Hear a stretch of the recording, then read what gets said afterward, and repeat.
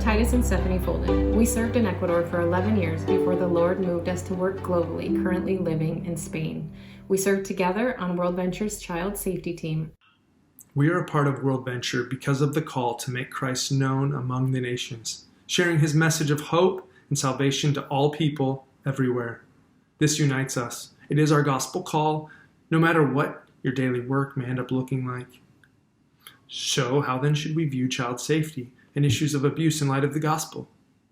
Let's take a closer look at how these issues shape how we live out the gospel, how they affect every one of our relationships, influence how we perceive our identity, and interact with God. The creation account tells us that we were created in God's image. This means that as humans, we were created to thrive in loving, life-giving relationships precisely because we image the triune God who exists in loving fellowship, the Father, Son, and Spirit. He created us to live in intimacy with God and others in a way that expresses and reflects his beauty and character. A helpful way to understand abuse is to see it as Satan's perversion of God's creation.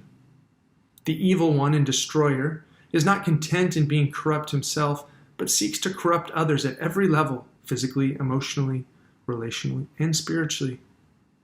In other words, abuse is an effect of sin.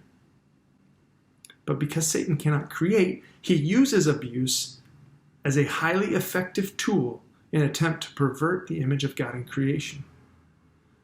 Satan knows that all forms of abuse grotesquely distort the various aspects of the image of God and the divine plan for us as image bearers. He capitalizes on the fall for all parties involved in these situations. Sin, though it never can completely destroy God's image in us, has the power to corrupt and pervert God's creation.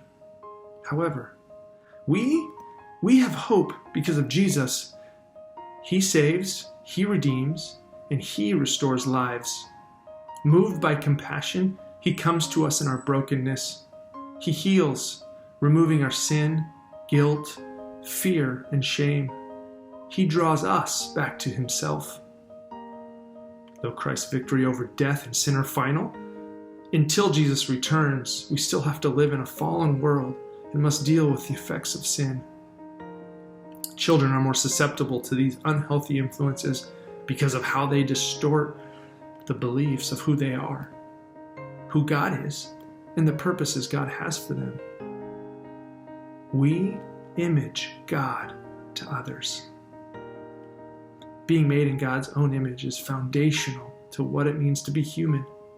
And this can be seen in three aspects. Relationally, in our capacity and desire for intimate relationships. Visibly, in how we demonstrate God's attributes, making visible the invisible God. And functionally, as we act as God's representatives on earth in caring for creation and one another.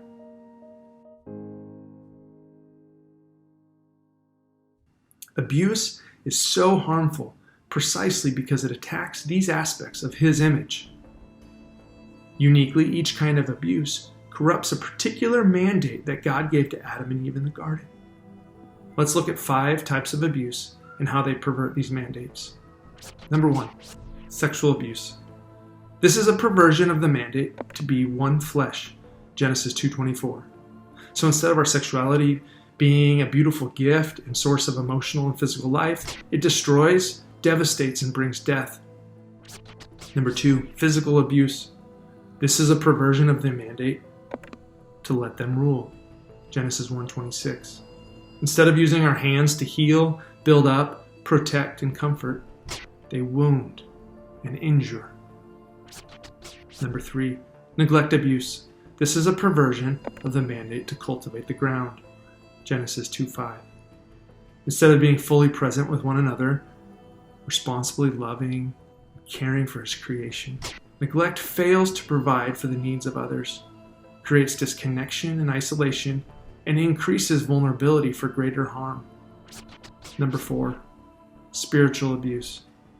This is a perversion of image in Genesis 1:26. Instead of using spiritual giftings in position to build up others and to encourage them, they are used to take from others for selfish gain, Number 5, verbal abuse. This is a perversion of be fruitful in Genesis 1:28. Instead of our words giving life, building up and speaking truth, they belittle, break down, and speak lies. Since none of us are immune to the effects of sin, our own or others that is unwillingly laid upon us, we must understand how central children are to God and the responsibility that we have to protect them from harm and to promote their well-being. Let's look at the value God places on children in the Bible. Jesus frequently welcomes children and includes them. Mark 10:13-15 gives us a clear example of when the disciples see children as a bother to Jesus' real ministry. Jesus indignantly responds, "Let the little children come to me. Do not hinder them." Jesus makes it very clear that children are to be welcomed among us, that the kingdom of heaven belongs to them, and that they must be protected from harm. Jesus further goes on in Matthew 18 to say, "If anyone causes one of these little ones, those who believe in me, to stumble, it would be better for them to have a large millstone hung around their neck and to be drowned in the depths of the sea." This was a bold and audacious statement in first century Israel. Would it be just as bold in some of our contexts today?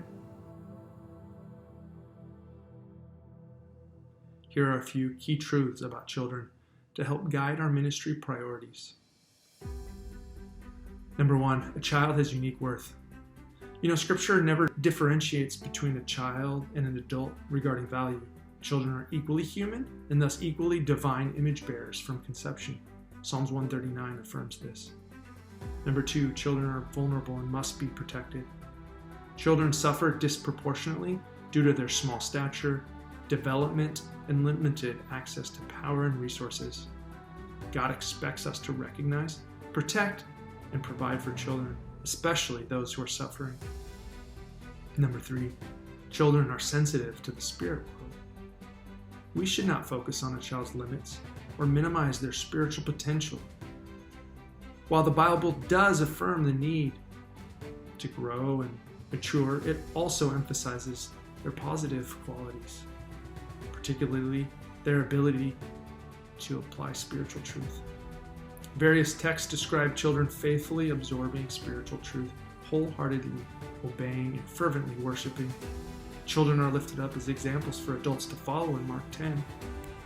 The spiritual responsiveness of children is often contrasted with the spiritual blindness, lack of faith, or outright disobedience of the adults around them. Number 4, God uses children in very significant and redemptive ways. Think about Samuel, called as a young boy. God speaking through Joseph in dreams, using Isaac to test Abraham's faith in becoming a redemptive Christ figure. Miriam watching over her baby brother Moses. David trusting God to face Goliath. And King Josiah at age 8 leading his people to spiritual revival. The protection and care of children as image bearers is the responsibility of each person here today. It isn't just an organizational mandate, it's a biblical one. Abuse has profound, lifelong, physical, emotional, and spiritual effects for those who are harmed.